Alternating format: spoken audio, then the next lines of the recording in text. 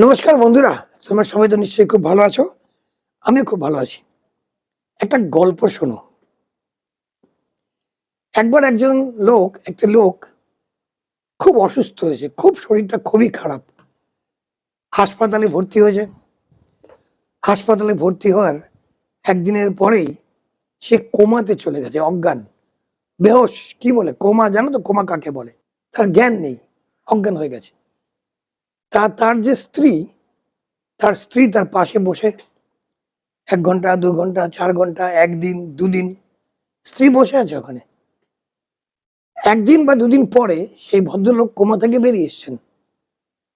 তা ওনার জ্ঞান হলো। উনি অজ্ঞান ছিলেন, ওনার জ্ঞান হলো। হঠাৎ জ্ঞান ফিরে পেলেন। তার পত্নী তার অনেক সেবা করলো, তার গায়ে হাত বুলিয়ে দিল, তাকে ফল-টল খাওয়ালো। একটু পরে ভদ্রলোক আবার অজ্ঞান হয়ে গেলেন। আবার কোমাতে চলে গেলেন। পত্নী ডাক্তারকে জিজ্ঞেস করলো, তার স্ত্রী, যে কি ব্যাপারটা কি? ডাক্তার বললেন যে এরকম আরো অনেকদিন চলতে পারে।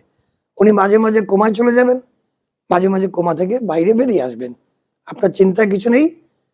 উনি আস্তে, আস্তে ঠিক হয়ে যাবেন। পত্নী তখন বসেই আছে, ঠিক হয়ে যাবে বলেছে। পত্নী সেবা করে চলেছে। আবার ২ দিন পরে ভদ্রলোকের আবার জ্ঞান ফিরে এলো। উনি চোখ খুলেই দেখলেন তার পত্নী তার পাশে বসে আছে। তাকিয়ে রইলেন পত্নীর দিকে। কিছু মনে, মনে ভাবছিলেন যে আমার স্ত্রী এখনো আমার পাশে বসে আছে। তো স্ত্রী তাকে আবার একটু কলা-টলা, একটু ফল-মূল খাওয়ালেন, একটু ওষুধ-টষুধ দিলেন, গায়ে হাত বুলিয়ে দিলেন, মুখ-টুখ মুছিয়ে দিলেন। এটা করতে, করতেই ভদ্রলোক আবার অজ্ঞান হয়ে গেলেন। আবার উনার জ্ঞান চলে গেল। উনি আবার কোমাতে চলে গেলেন। এরকম চলতে থাকলো। একদিন উনার জ্ঞান ফেরে, তারপরের দিন আবার অজ্ঞান হয়ে যান। এই করতে, করতে ১ মাস হয়ে গেল। ১ মাস। পত্নীর চেহারাও রোগা হয়ে গেল। কারণ পত্নী, উনার যে স্ত্রী, উনার স্ত্রী ওখান থেকে যাচ্ছেন না। উনার স্ত্রী ওখানেই বসে আছেন, সারাক্ষণ বসে থাকেন। ভদ্রলোক চোখ খুলেই দেখেন তার স্ত্রী ওখানে বসে আছে। আবার ভদ্রলোক অজ্ঞান হয়ে যান। তারপরে আবার ২ দিন পরে ওনার জ্ঞান ফেরে। যেই জ্ঞান ফেরে, চোখ খোলে, দেখে আবার স্ত্রী সেখানে বসে আছে। আবার অজ্ঞান হয়ে যান। এইভাবে চলতে, চলতে যখন ১ মাস হয়ে গেল, তখন ডাক্তাররা বললেন, আমাদের মনে হচ্ছে না উনার আর কোনো আশা আছে। আর পালস-টালস, হার্ট-ফার্ট সব মেপে-টেপে দেখলেন। বললেন যে আর বোধহয় উনার ১-২ দিনের বেশি উনি থাকবেন না। পত্নী তো খুব কান্নাকাটি করতে থাকলেন এই কথা শুনে। যখনই উনি কান্নাকাটি করছেন, ভদ্রলোকের জ্ঞান আবার ফিরে এলো। তখন ভদ্রলোক ভাবলেন, ওই বিছানায় শুয়ে, শুয়ে ওনার জ্ঞান ফিরেছে। পত্নীকে কাছে ডাকলেন। বললেন, "দেখো, আমি তোমাকে ২-১ টা কথা বলতে চাই। আমার মনে হয় আমার বলা উচিত। আমি যখনই অজ্ঞান হয়ে গেছি, আমি জানি না কি হচ্ছিল। কিন্তু যখনই আমার জ্ঞান ফিরেছে, আমি চোখ খুলেছি, আমি দেখেছি তুমি আমার পাশে বসে আছো।" স্ত্রী বললেন, "হ্যাঁ, আমি সবসময় এখানেই ছিলাম।" তখন ভদ্রলোক শুরু করলেন যে, "মনে আছে আমি যখন কলেজে ১ম পরীক্ষায় ফেল করলাম, আমার কি খারাপ অবস্থা ছিল। আমি আত্মহত্যা করতে গেছিলাম এই ফেল করার দুঃখে। তখনও কিন্তু তুমি আমাকে ছেড়ে চলে যাওনি। তুমি আমার পাশেই ছিলে। তারপরে যখন আমার চাকরি করার সময় হলো, আমি অনেক চাকরি খুঁজছিলাম। একটার পর একটা ইন্টারভিউ। আমি ফেল করছিলাম। ফেল করতে, করতে, করতে আমার মন খুব ভেঙে গেল। আমার শরীরও খারাপ হয়ে যাচ্ছিল। তখনও কিন্তু তুমি আমাকে ছেড়ে তুমি কিন্তু অন্য কাউকে বিয়ে করোনি। তুমি কিন্তু আমার সঙ্গেই ছিলে, আমার পাশে ছিলে, আমার সাথে ছিলে। আমরা যখন বাড়িঘর কিনলাম, বাড়িঘর কেনার জন্য ব্যাংকের থেকে টাকা ধার করলাম। কিন্তু তখন আমার চাকরি চলে গেল। আমার যখন চাকরি চলে গেল, তখনও কিন্তু তুমি আমার পাশে ছিলে।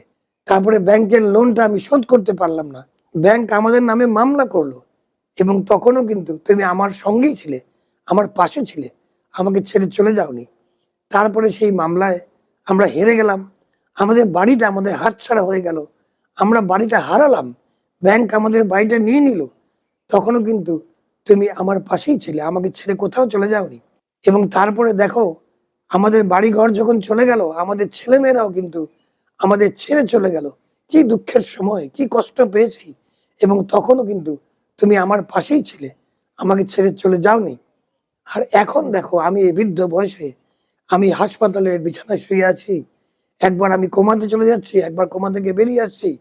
এবং এখনো দেখো তুমি আমার পাশেই আছো। স্ত্রী বললেন, "হ্যাঁ, আমি তোমার সঙ্গেই আছি।" তখন সেই স্বামী বললেন যে, "আমার মনে হয় তুমি আমার জন্য ব্যাড লাক। তুমি সবসময় আমার ভাগ্য খারাপ করেছো। আমার ভাগ্যের মধ্যে তুমি একটা কালিমা। কারণ যখন যখন আমার খারাপ সময়, তখন তখন তুমি আমার সঙ্গে। তার মানে তুমি আমার সেই ব্যাড লাক। তুমি আমাকে প্লিজ ছেড়ে চলে যাও বলে ভদ্রলোক হাত জোর করলেন এবং হাত জোর করে ওই অবস্থাতেই মারা গেলেন। স্ত্রী তো হতভম্ব, যে বলে কি, মরার আগে কি বলে গেল যে আমি ওর জন্য খারাপ ভাগ্য, আমি ওর জন্য ব্যাড লাক, আমি সারা জীবন ওনার জন্য ব্যাড লাক ছিলাম। এখন গল্পটা শুনে তোমরা কি বুঝলে? তোমরা আমাকে লিখে জানাও নিচে। তোমরাও কি ভাবো ওই স্ত্রী বা পত্নী, ওই ভদ্রলোক যে মারা গেলেন তার জন্য ব্যাড লাক ছিলেন, নাকি তার সঙ্গী হয়ে, সাথী হয়ে সারা জীবন তাকে সাহস জুগিয়েছে? কোনটা তোমরা মনে করো ঠিক? আমি তোমাদের আগেই বলেছি, বহুবার বহু ভিডিওতে বলেছি, লাক বলে আমি কোনো জিনিস মানি না। এবং কেন মানি না আমি সেটাও তোমাদের বলেছি, যে লাক বলে কিছু হয় না। আমরা আমাদের ভাগ্য আমরা নিজেরাই বানাই। আরেকটা কথা বলি, যে কথাটা আরো রিপিট করেছি, আমি এই মুহূর্তে যা, তোমরা আমাকে যেমন দেখছো, এই মুহূর্তে আমি যা করেছি, আমার কাছে যা যা আছে, আমি সুখী বা দুঃখী, আমি কষ্টে আছি বা আনন্দে আছি, যাই পরিস্থিতি হোক আমার, সেটা হচ্ছে আমি গতকাল পর্যন্ত যা করেছি তার ফল, লাক নয় বা ব্যাড লাক নয়। ওই ভদ্রলোক, সে যখন পত্নীর সঙ্গে কথা বলছিলেন, তার স্ত্রীর সঙ্গে, ওনার শুধু তার খারাপ সময়টাই মনে আসছিল। তার উপর দিয়ে কি কি ঝড় ঝঞ্ঝা বয়ে গেছে সেগুলিই মনে আসছিল। এবং সেগুলি মনে আসার পরে উনি ভাবছিলেন যে ওনার স্ত্রী হচ্ছে ওনার জন্য ব্যাড লাক, যার জন্যই খারাপ সময়গুলি দিয়ে গেছে। ওনার কখনোই মনে হয়নি যে ওনার তো সুখের সময়ও গেছে, সেই সময়ও তার পত্নী তার সঙ্গে ছিল, তার স্ত্রী তার সঙ্গে ছিল, সেটা কিন্তু সে মনে করছে না। আমি বলবো এটা একটা জীবনের সঙ্গে বিশ্বাসঘাতকতা। ডক্টর ওয়েন ডায়ার একটা কথা বলে গেছিলেন। সেই কথাটা হচ্ছে, এটা আমি আগেও বলেছি অন্য ভিডিওতে, if you change the way you look at things, the things will change for you. তুমি যে দৃষ্টিভঙ্গিতে কিছু জিনিসের দিকে তাকিয়ে থাকো, সেই দৃষ্টিভঙ্গিটা যদি বদলাও, তাহলে সেই জিনিসগুলো বদলে যাবে। অর্থাৎ পৃথিবীকে তুমি যে দৃষ্টিভঙ্গি নিয়ে দেখবে, পৃথিবী তোমার কাছে ঠিক সেরকমই দেখা দেবে। তুমি যদি অর্ধেক গ্লাস জলকে মনে করো অর্ধেক খালি, তাহলে অর্ধেক খালি।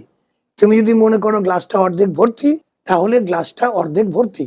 দেখো, এইসব জ্ঞান না আমরা সবাই জানি, এইসব জ্ঞান আমরা ছোটবেলা থেকে শিখে এসেছি, শুনে এসেছি। আমরা আবার লোকেদের বলিও, না রে গ্লাসটা অর্ধেক খালি নয়, গ্লাসটা অর্ধেক ভর্তি।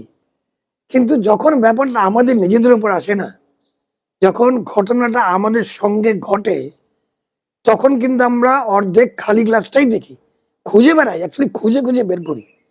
আমরা খুঁজে খুঁজে জীবন থেকে আমাদের জীবনে যত অর্ধেক খালি গ্লাস আছে, আমরা সেগুলি খুঁজে খুঁজে বের করে নিয়ে আসি এবং সেগুলি মনে করতে থাকি, যার জন্যে আমাদের জীবনটা অর্ধেক খালিই থাকে। এই অর্ধেক খালির জীবন আমরা নিজেরাই করি। যে কথাটা বললাম একটু আগে, আমি এই মুহূর্তে আমার যা পরিস্থিতি, সেটা হচ্ছে আমি গতকাল রাত অবধি যা করেছি তার ফল হচ্ছে আমি এই যা দেখছো। তোমরাও তাই, তুমি এই মুহূর্তে সেটা তুমি গতকাল ঘুমানোর আগে পর্যন্ত যা করেছো তার ফলাফল। কাজেই তোমার সঙ্গে যা ঘটবে, কি ঘটা উচিত, তার দায়িত্ব কিন্তু তোমার স্ত্রী বা তোমার সন্তান বা আর কারোর উপরে নয়। তোমার সঙ্গে যা ঘটবে বা যা ঘটতে চলেছে, তার দায়িত্ব সম্পূর্ণ তোমার। এই যে ভদ্রলোক মারা গেলেন, একবার কোমা একবার কোমার বাইরে, এবং স্ত্রীকে দোষ দিয়ে গেলেন যে আমার সমস্ত খারাপ পরিস্থিতির জন্য তুমিই ছিলে আমার ব্যাড লাক। ওই ভদ্রলোক ওই অর্ধেক খালি খুঁজে খুঁজে বের করেছে। উনি কখনোই বললেন না ওনার জীবনে ভালো ভালো ঘটনাগুলির কথা, এবং তখনও তার স্ত্রী তার সঙ্গে ছিল। আমাদের রিলেশনশিপে, আমাদের সম্পর্কের ব্যাপারে এইটাই হয়।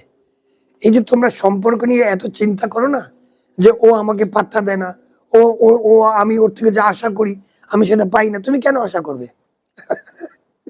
তোমার তো আশা করার অধিকারই নেই। তোমার একটাই কাজ, তোমার কাজে যদি তুমি ভালো ব্যবহার করো, তুমি রিলেশনশিপটা ভালো করার চেষ্টা করো।